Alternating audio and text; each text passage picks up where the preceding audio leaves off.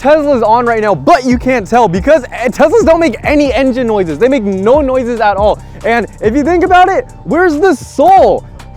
What's great about Teslas though is they are a blank canvas for someone like Glydsphere to come in and completely change up the game. So if you want your Tesla to make engine noises, you can. You can literally have any sound you want customized to your vehicle with Glydsphere. So if we check out this Model 3 right here, the installation is just putting it in your frunk, syncing it to the Tesla, and start revving.